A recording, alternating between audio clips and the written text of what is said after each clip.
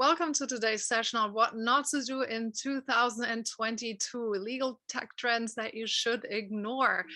With us, the experts Robin Snasdell from Consilio and Matt Denouden from Onit. Robin and Matt, great to have you here. So let's just jump right in. What we want to cover today in particular is AI. Is it overhyped? And I don't think that you can ever open the Wall Street Journal or any business publication for that matter that doesn't talk about AI and in detail, if it's taking over our lives, our world, and all this stuff. Legal tech, is it dead? Have we already seen everything? We'll also talk about basically can the legal department can it attach to the enterprise transformation? And then last but not least, we'll get to the trends that you think can be ignored. So we want to get your feedback on that as well. And again, please put in your questions in the chat box. We will look for your input. So thank you so much. So you're all familiar with the Gardner hype cycle, and Robin or Matt, do you want to walk us through that for a moment? Sure, I can just maybe do the outline. I'm sure all of you are familiar with this, and so obviously by talking about AI in the context of a talk titled "What Might You Ignore," it's really more about the use case and whether the use case and the state of technology for that given use case, where it would fall along this continuum, right? So just to take a table stakes example, the kind of software that there is now to translate your voice into dictation is a little better than when I practiced law in the 90s, and I would argue that it is well along the plateau of productivity, just to take a softball, right? If you go all the way back to smart contracts and Bitcoin generated contracts or something like that as an example of what I would at least suggest is probably on the other side of the spectrum, though it has whatever potential it has. It's really about, I think, mapping the use case. And so that's, I guess, the stage that I would set, Robin. And obviously what Robin and I are trying to do, despite the fact that we often agree with one each other, is to disagree as much as possible on this. And so you're welcome to even disagree with how I set that all up, Robin. No, Matt, I think that was a good example of, what is in the plateau of productivity. Thinking about, some of the trends that are out there today in commerce, Bitcoin and NFTs and blockchain. I think that they're probably, in the peak of inflated expectations, maybe a little bit now, but very promising for the future. But I kind of like the way Gardner lays this out, and the plateau of productivity obviously falls in line with the functionality of the technology satisfying the requirements and needs. So the concept comes out first. And the concept, gets bitten on and people, hype it up, but then often the technology and actually fulfilling, the conceptual requirements follows later on. So, it's not really too surprising. But in this discussion, we're going to talk a little bit more about AI and the AI use cases in legal, and I think that there's, depending on the use case, it probably falls in different parts of this continuum. So we'll talk a little bit about that. Yeah, I mean, I really like this kind of construct because it sort of honors the fact that we should all be trying to look at this through the lens of the marketplace, right? We can have our own points of view, but in some ways the hype cycle is sort of an acknowledgement that, beauty is in the eye of the beholder, and, you can be an ingenue for a time, but at some point, there's a later stage in your career. And so I think that, so I'm going to take the position that on some use cases, beyond just the dictation technology, that we're seeing some good progress in legal. I can remember back when I was still practicing law, there were a number of big insurers who were running huge databases to assess risks that they had on claims. I think it was called Colossus, if I remember right. And so from early days, people were trying to solve big problems. And so I think there's a big problem set of AI, the sort of, well, obviously Watson kind of an approach. And then there are, some fairly focused use cases, which may or may not be easy, but they're more focused. And so one that we've been working on is in the contracts area, where in addition to the kind of data extraction that other technologies do, and we can do as well, literally trying to teach the AI to think like a lawyer and be able to mark up an agreement. And I wouldn't argue that that's anything resembling the plateau of productivity yet, but it's happily and for us in an exciting way, probably a little more mature than others might think. So we're looking for those places that the AI can generate value, and in my mind, it's easier to prove that if you choose a really tight and concise use case. So I would argue that within the right kind of bowling lane, AI is maybe a little more mature than some people think. Yeah, and Silvia, I don't know if you're going to run this poll, but yes, I'm gonna start it now, because I'd love to hear where everyone is thinking, where AI is, and to the point that Matt just mentioned with the narrow focus of AI. I think Henry Kissinger and a couple of other people just wrote this book called The Age of AI, and they were talking about that AI is solving lots of very narrowly defined pieces right now. But I would love to hear from the audience. I'm going to launch the first poll. Where do you think AI falls on the hype cycle? So the gonna go back, so just so that you remember where the what the hype cycle, which stage is which. So is it a technology trigger?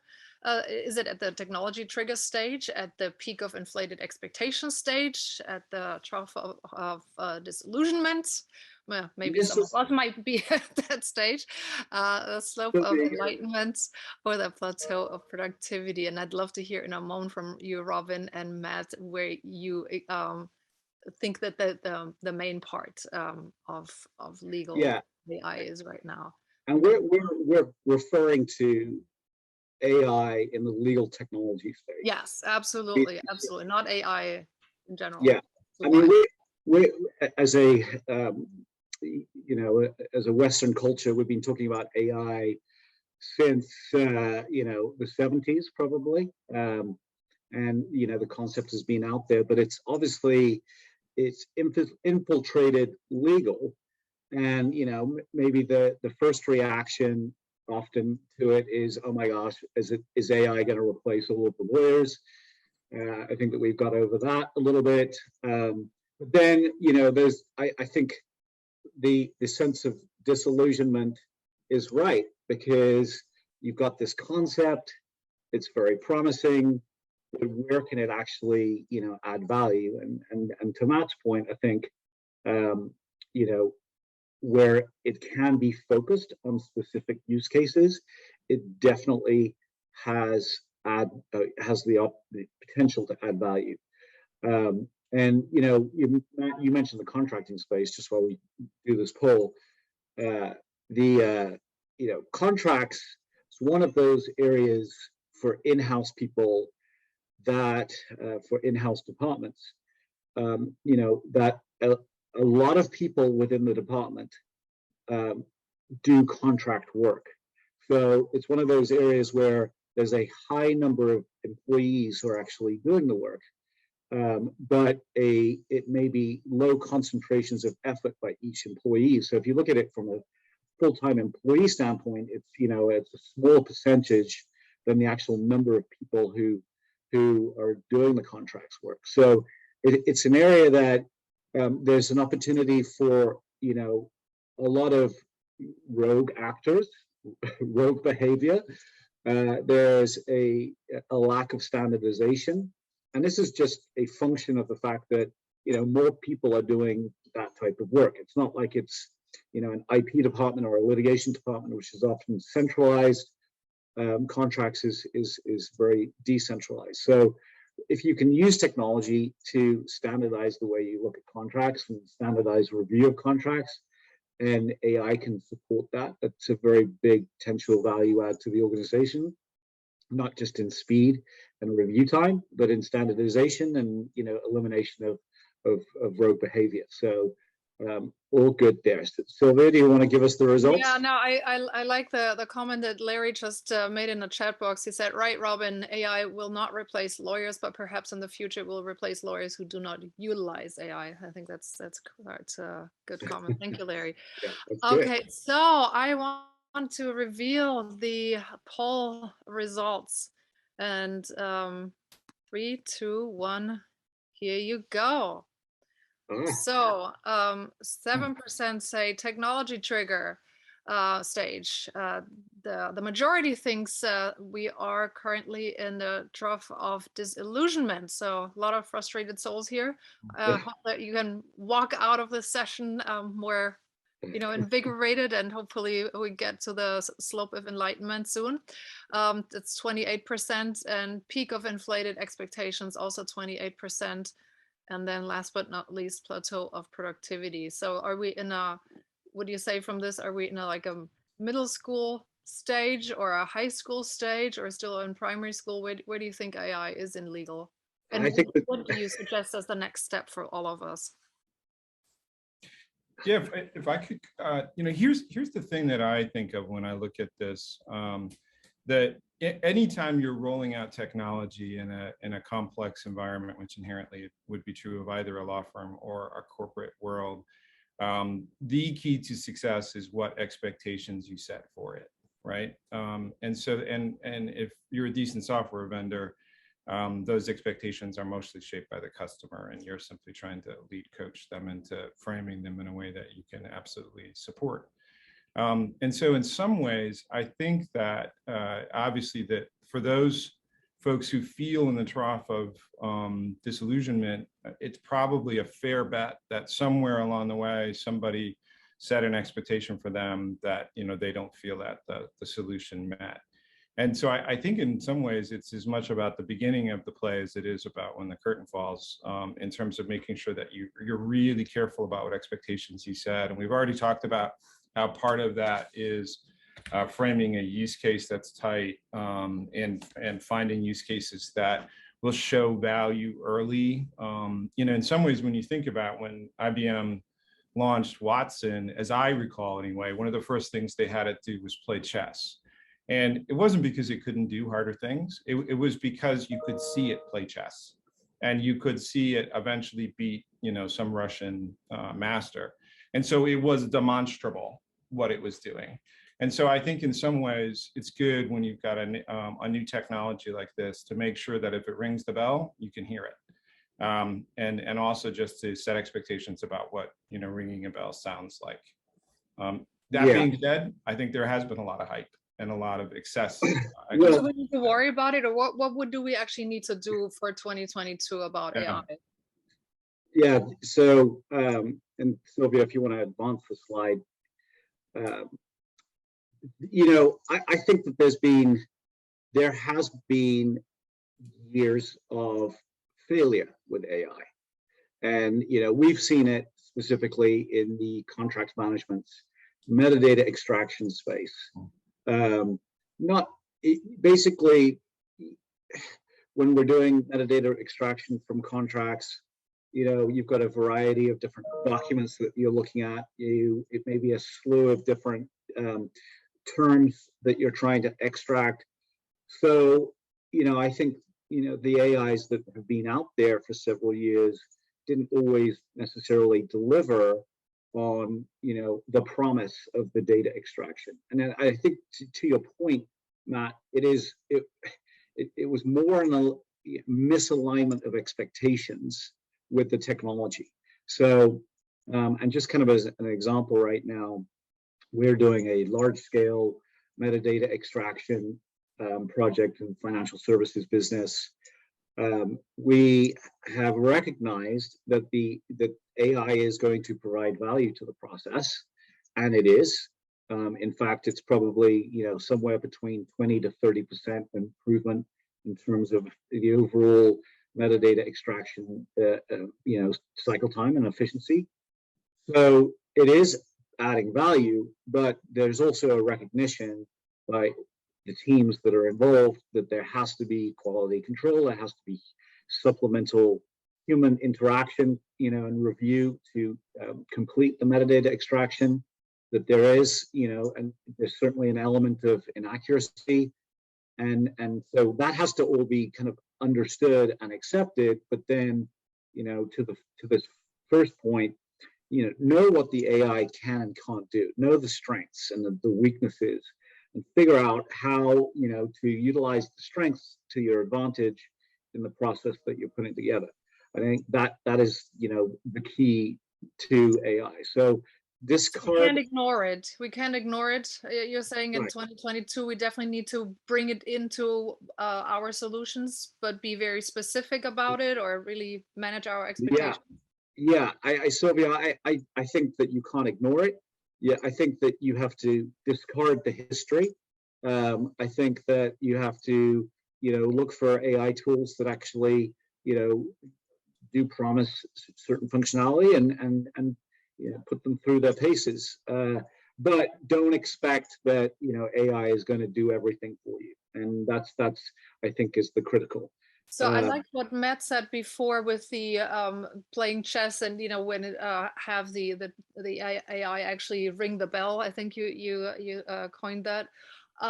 So what suggestions do you have for our audience here, to how when a vendor comes to you with, this is AI, this is legal tech, this is the most fantastic AI powered legal tech tool that you can imagine, how can you get to see whether it rings the bell, as Matt said? Any suggestions for our audience?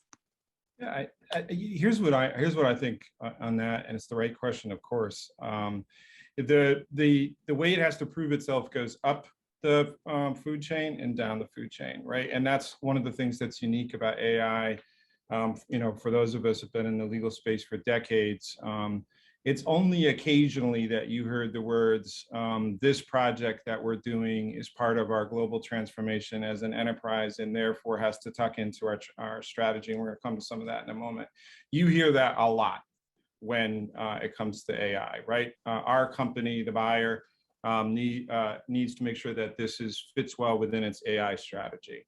And so obviously that means that people up at the C-suite are interested in understanding this. And so it has to prove itself up, and it has to prove itself, if you will, down to the ground floor end user experience. And so in the first instance, it's obviously important to make sure that you're picking the right place to tuck it into the business. I don't think AI is like a set of water fountains you're going to install all around the office. It's more like a really nice espresso machine that you put in a couple of key places.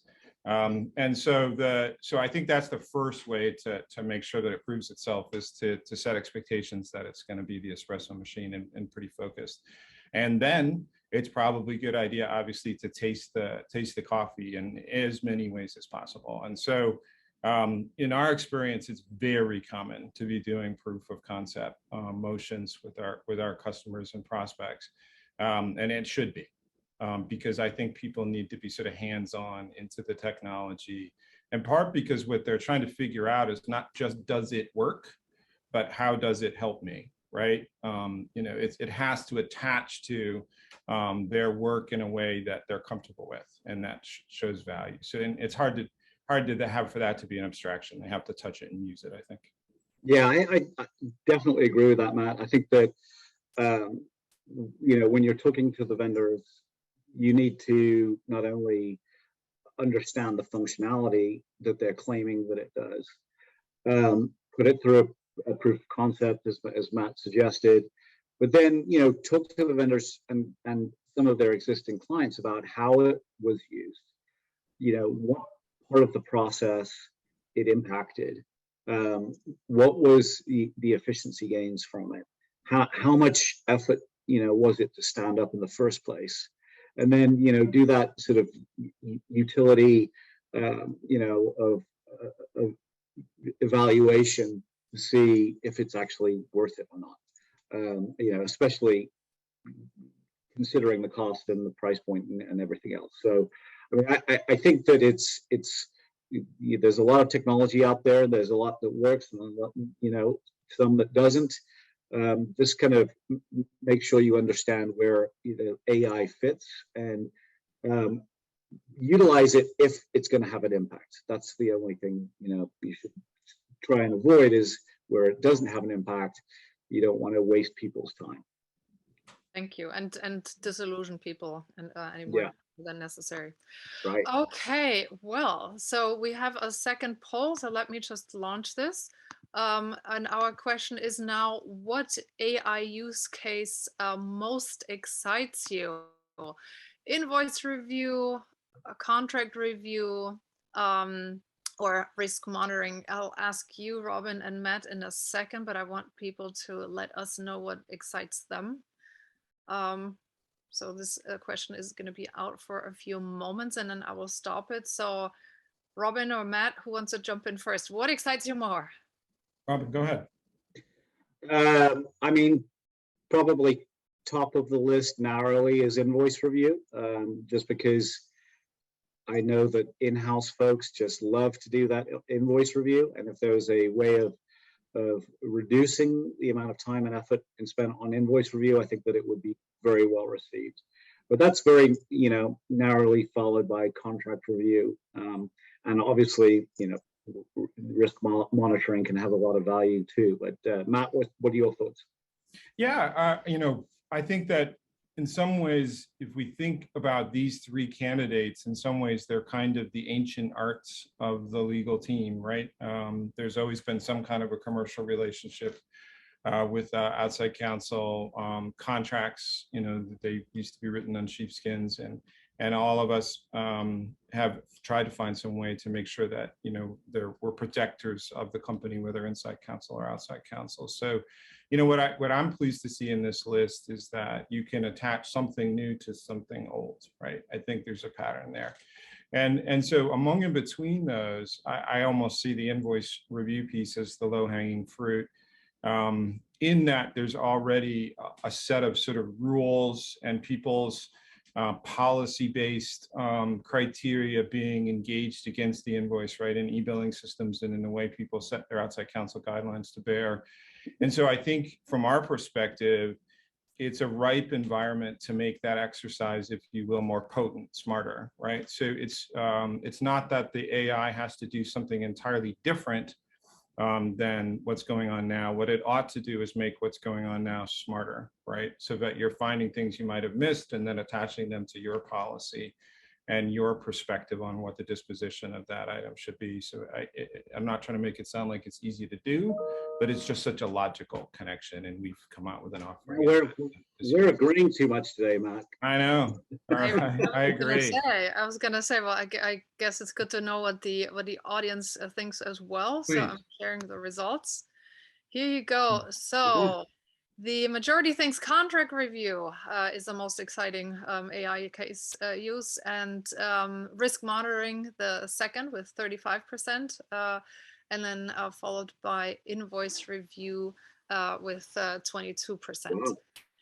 Well, so yeah. I guess the question is, what excites you? So maybe that contract review might not have been a fair fight. Yeah. Okay. So any comments on legal tech is dead? Long live legal tech.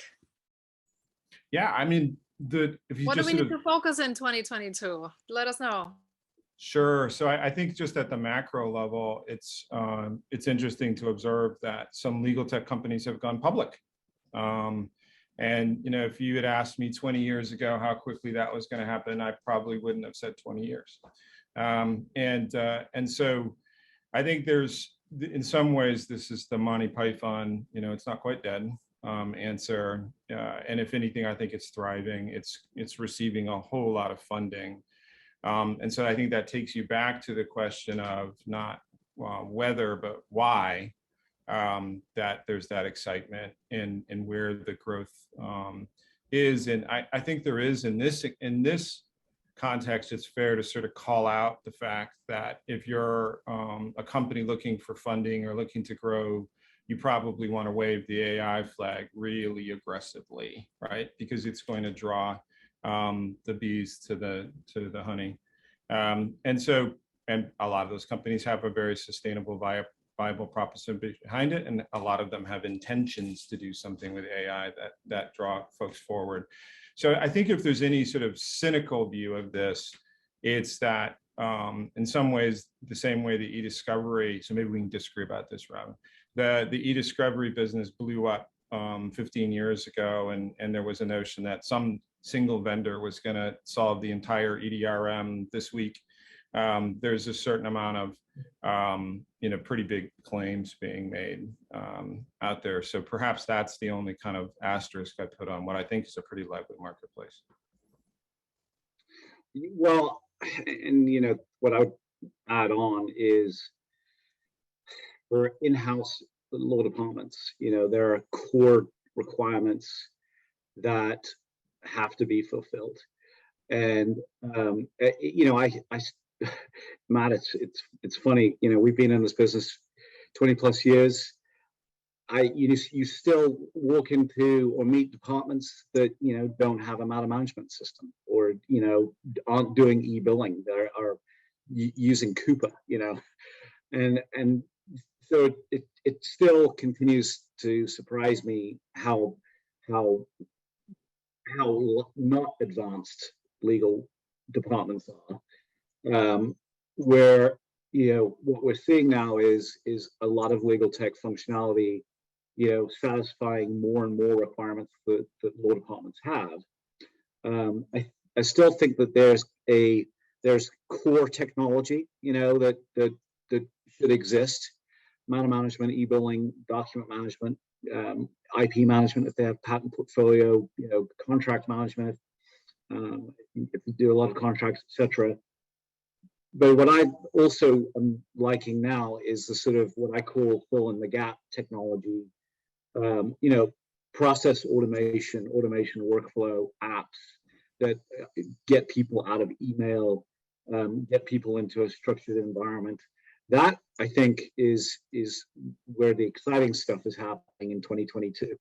And we're seeing a lot of our clients, they're satisfied with their core tools, and now they're looking to get automated in other processes and use that automation not only for internal law department requirements, but also as opportunity to interact more with their clients and give their clients more insight into the legal service or legal work that the law department is doing.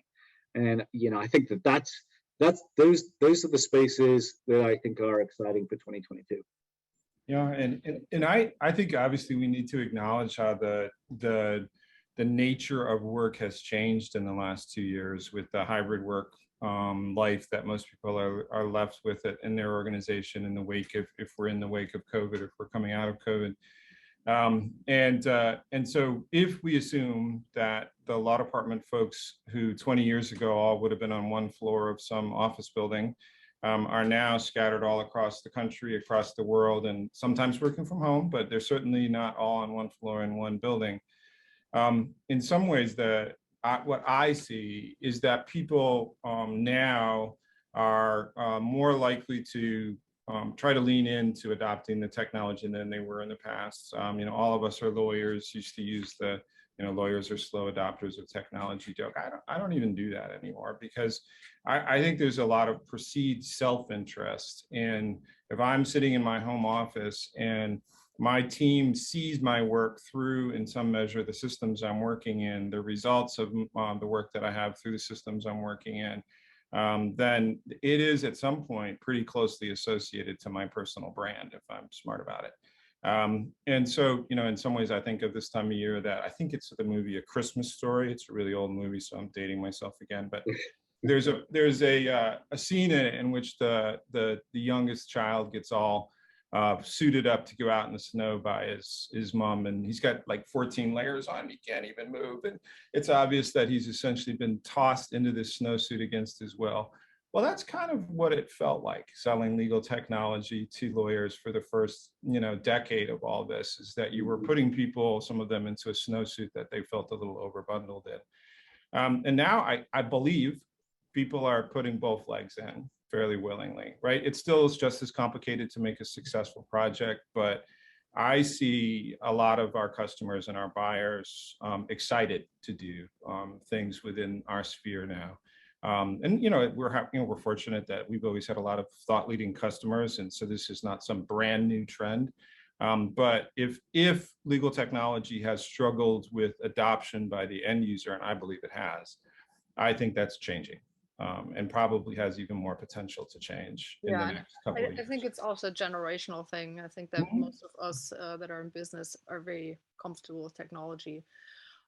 But we had said at the outset that this session is about what to ignore. Do you want to add anything where you say, I would ignore this because either because you've seen this not really going anywhere, or because we have moved on, or any detours that people who maybe started later don't need to take? Any thoughts on that? I'm going to go out on a limb on one thing here, which is that one thing we've seen recently is a whole lot of countries throwing up a flag and saying as loudly as they can, Russia and China might be examples of this, all data must be in the country, right? And obviously they're both very powerful governments. And if I'm a business that operates in either of those countries, I'm going to listen to whatever guidance I'm given. I'm not sure that means that every system has to be behind the firewall in those countries. I think there are creative ways to work around those things. And so I don't want to suggest in any way that should be taken lightly. But if you're sort of trying to listen to the signal and the noise, I think we're seeing for the first time, sort of since all the GDPR regulations and for other more political reasons, countries sort of stamping their foot, saying, your information shall be local. But there are ways to achieve that are more elegant than let's go back to having servers under our desks.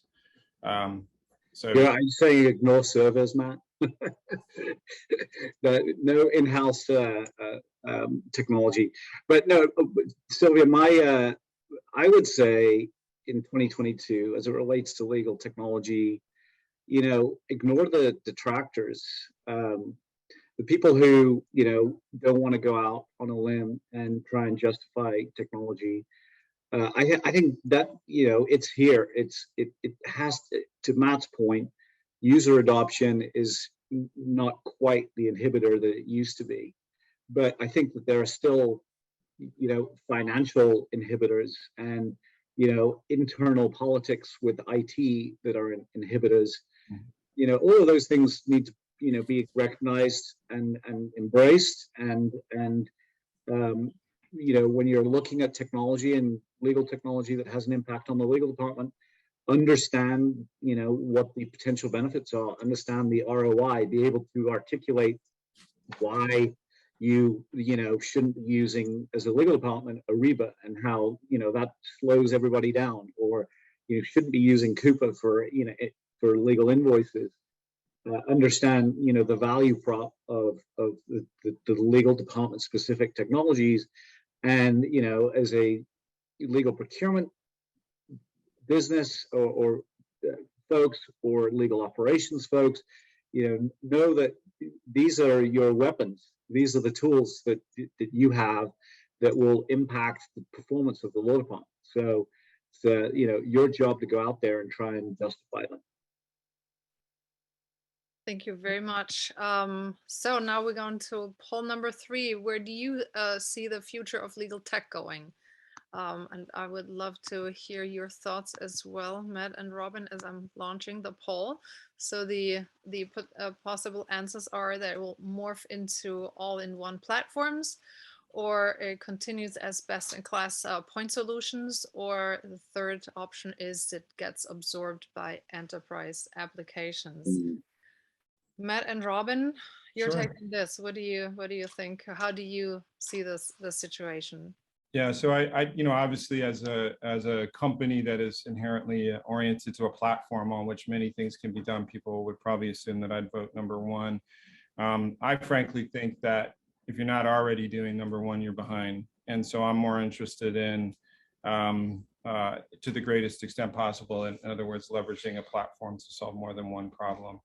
So I'm going to jump straight to number three, which is that, and kind of apropos of some of the things Robin was saying, I think the game today is to be able to articulate the value proposition of what you're doing in a way that attaches to the enterprise. And I don't just mean the obvious build an ROI case, but thematically get on board with the kind of transformation that your organization is looking to achieve and the way it shapes that message. And I've seen some really sharp things by our customers, trying to make sure that the sub part of that exercise that they're carrying out ties thematically and is branded in a way that answers to the enterprise. Now, the risk obviously inherent in this question is that somehow that'll create confusion between ERP and e-billing, or from CRM and some other kind of workflow solution. And I think that risk is there, but for all of us together in this marketplace, I think there's a collective self-interest in making sure that we show value up, and we still have the secret handshake of our little tribe with its own part to play. I would, so I'm going to disagree with you, Matt, for the first time today. So I think, the challenge for companies providing technology to satisfy legal requirements is that there is, so many different practice areas within legal, and it's, challenging, I think, for any one company to have the depth required for each one of those practice areas. So I actually, much as, platforms are trending, and I think that, we will see more and more of them. I actually think that continuous best-in-class point solutions is going to be, what we see, certainly in the near to midterm future. I think that if funding and money was unlimited, and the big guys, Microsoft and folks like that, didn't necessarily have a calculator trying to figure out what the business proposition was for each one, then yeah, maybe getting absorbed into enterprise applications is the case. But I think that those are inhibitors to the big guys. We've seen Microsoft, for example, trying to get into legal tech space in the past. It hasn't gone very well for them. And it's because their resources and their funding serve a much broader audience than just legal. And so I think that the companies that are providing specific solutions for legal are the ones who are thinking about their specific areas of functionality that they're providing on a day-to-day basis. They're investing in creating new technology to support those particular practice areas. So I don't think that it goes away anytime soon. But obviously, what does the audience think, Silvia? I'm sharing the results now. So 50% think that it will continue as best-in-class point solutions. 38% thinks the gets absorbed by enterprise applications, and only 12% think that will morph into a all-in-one platform. So yeah, I'm not surprised by these results, and I take seriously what Robin says about technology ought to also express expertise, right? And so there's the notion that things become more and more bespoke. I think in some ways the way we set up the first choice drove the second, right? Because again, any vendor, including ourselves, we would never claim that we could solve all the use cases across the enterprise, or even all the use cases across legal in one platform. So that's, that's a too broad of a claim. So if measured against that too broad a claim, surely there will continue to be maybe ultimately a smaller ecosystem of best-in-class solutions. But I don't disagree with Robin in the sense that just on the basis of funding alone, funding alone is going to drive more kids in class. Yeah. Okay, moving on. Legal no longer stands alone. Can it merge? What are your thoughts on this topic here? I'm just going to say the obvious, which is that in our observation, contracts has sort of been the bridge, right? That is so obviously connecting legal to the enterprise, and so there was always a connection, and it was always a strong one. It's just this one is so tangible that the work moves back and forth between the business and legal in a really obvious rhythm. And so I think the fact that also that people had to be even more efficient about this due to the the tightening economy, or at least the for many businesses that is driving legal and contracts up to the enterprise. So I'll stop there, Rod. Yeah, I think that legal has been adding value to the enterprise, since day one. Whether it articulates that value well and gets the applause and aplomb that it should because of that is another question. I definitely think that the legal departments add strategic value and are part of the business strategy. I think that legal technology, and like I said earlier, is invading that space between the law department and their business clients, and it's doing things that can provide more transparency into the legal work itself. And I think that puts more certainty out there, makes things more standardized. It gives the clients a more of a feel for what's going on inside the black box, right? And legal departments have traditionally been known as the Department of Slow or the Department of No, and unfairly, to be honest. I think that's a pretty unfair representation of the legal department in most cases.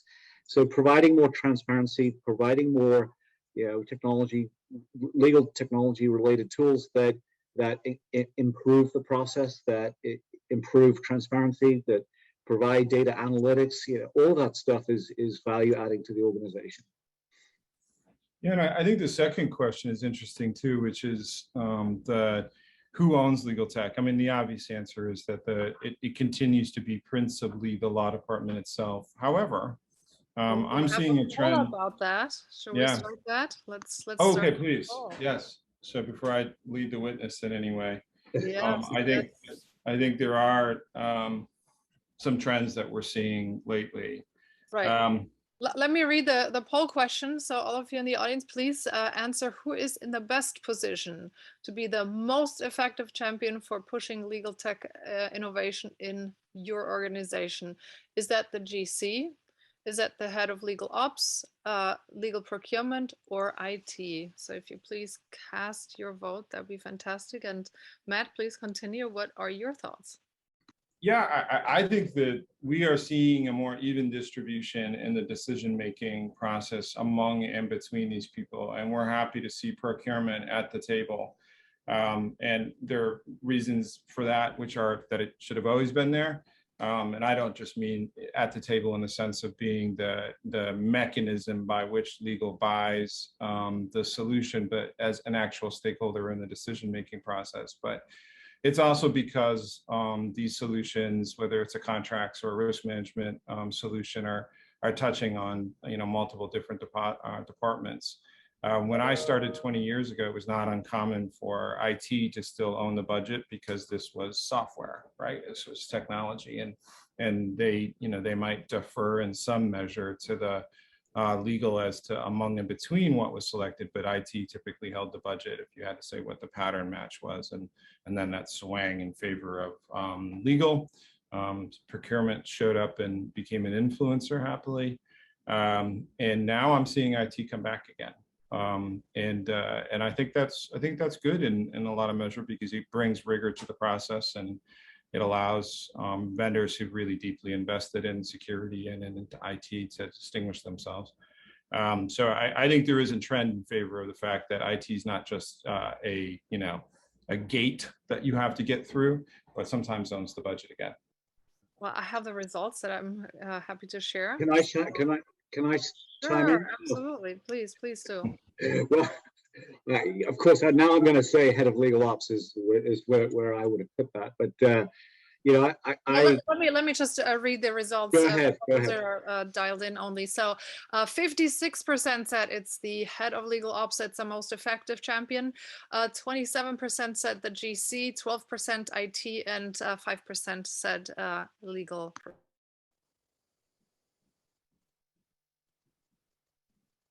Go ahead. Yeah, so I kind of agree with that. I think the GC should be a supporter, but shouldn't be the person who is the most effective champion.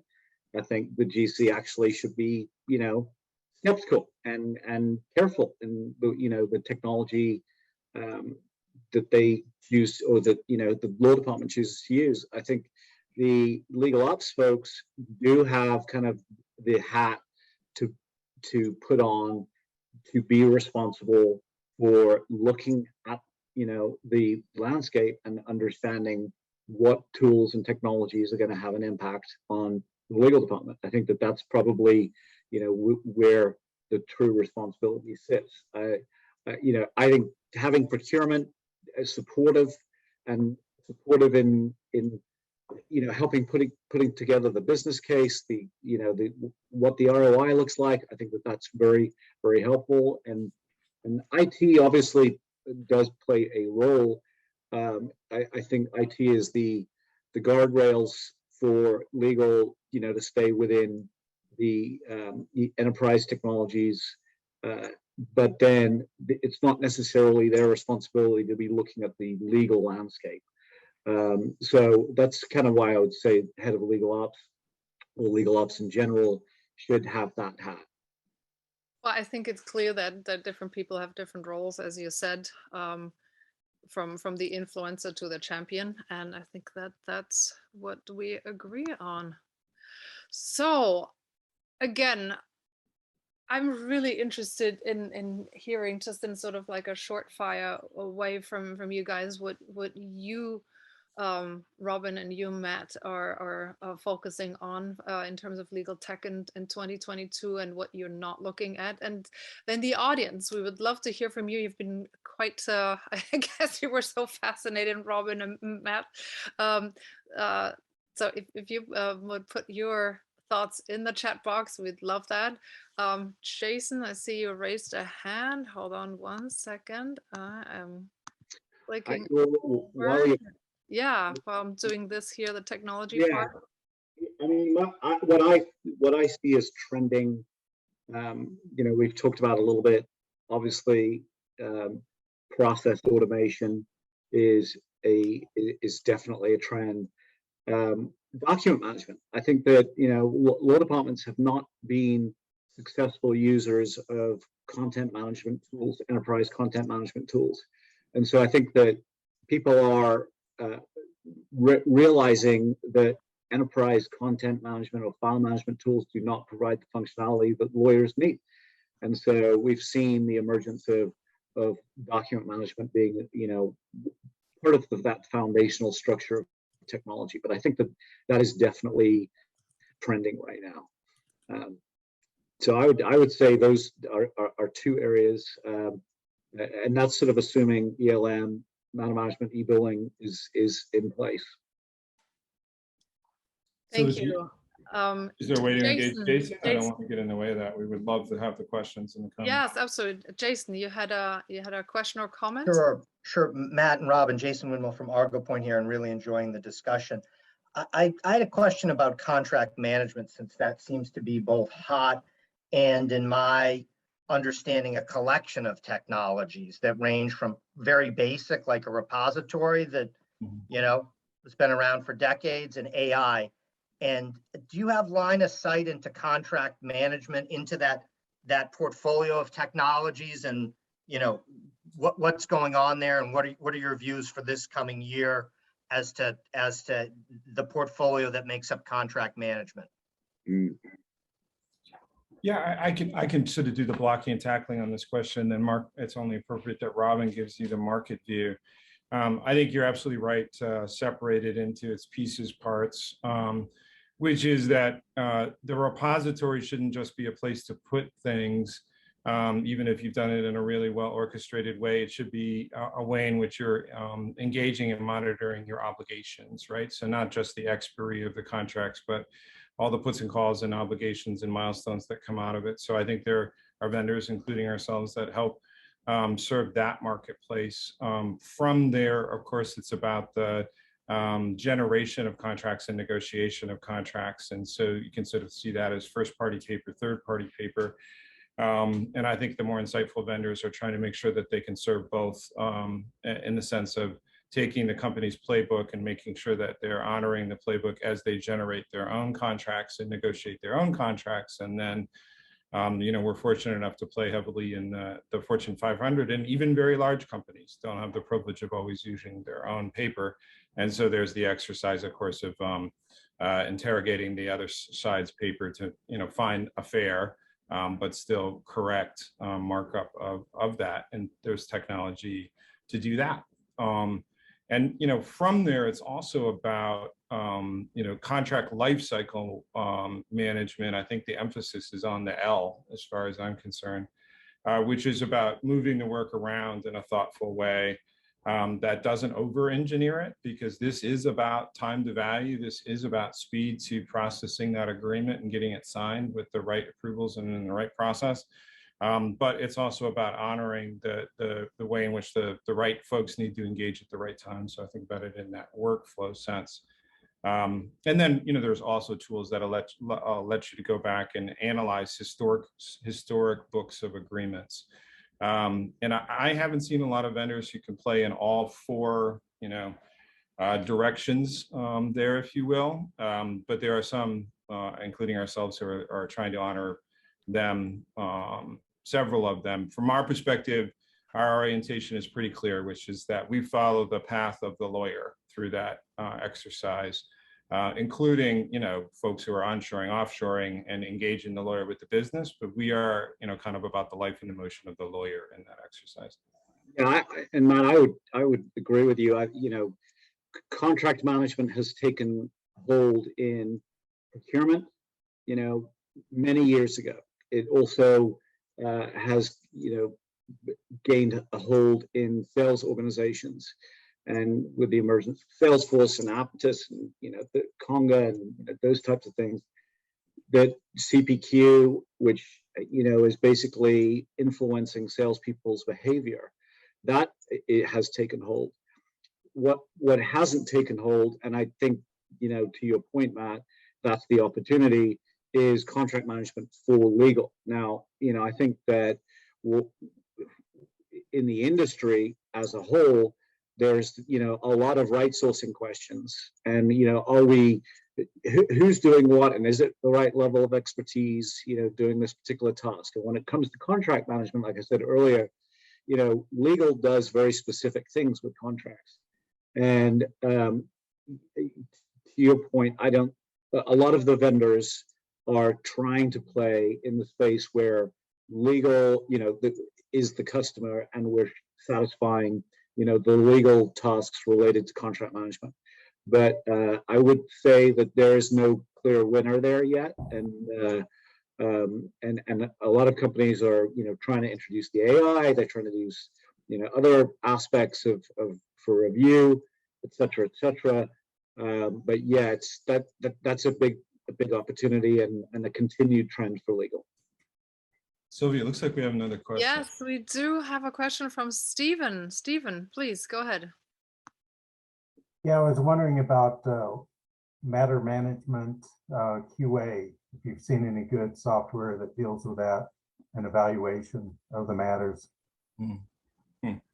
Yeah, just trying to pick up on where we were. Certainly one trend we see is that companies are trying to procure a system that handles both matter management and contracts management. But to squarely answer your question, I think the case assessment exercise is an underdeveloped muscle still in the ELM world. And there are certainly some shining examples of companies who have a whole lot of rigor around it. Obviously, the insurance industry in part makes its money on being smart about that. But I still think it's an underdeveloped muscle. And so in order to really apply AI or any kind of analytics to that, you first have to be gathering the right information, and you have to do it in a sustained way, and you have to have gathered your data into like for like kinds of categories, so that you can find the trends and the learnings in it. And there are companies who've done that. And so I think there are companies who are on that threshold of being able to say, simple things like what should be a pro forma budget that we should start from given the 100 cases like this that we've had. And that's not even risk, right? That's just legal expense. And there's ways in which to kind of model outcomes, model approaches to what kinds of cases benefit from alternative dispute resolution. If you have the data, and even before you get to big data in some cross-industry sense, there's a lot of learning that you can pull out of it. So I think it's a great question and a great challenge, frankly, to the industry. Yeah, I think that we're not there yet, and the discipline around matter profiling has been lacking across the industry. But there's some litigation analytics companies that are out there, and interesting to kind of take a look at them. That is a growing area, but very juvenile, I would say, right now. So we're basically at the end of the hour, but Cindy also had a question for Matt to hear his perspective on what you consider the 2022 trends in terms of legal tech. Yeah, I think it's for me, it's about the globalization, happily, right? It's been a long time coming that legal tech is just as potent outside of North America as it is in North America. And so, whether it's the fact that there's a really strong Clock London event, or the folks that are gathered together as in various associations for legal ops around the world. So those are tangible examples. But I just think in some ways, if you're the second comer, you get to learn from the first go round. And I think the needs globally in some ways are even more sophisticated, though they are sometimes greenfields than we experienced 10, 20 years ago with the first North American company. So if I had to pick one thing, and I know we're tight on time, it's the fact that the message and the value proposition is now global.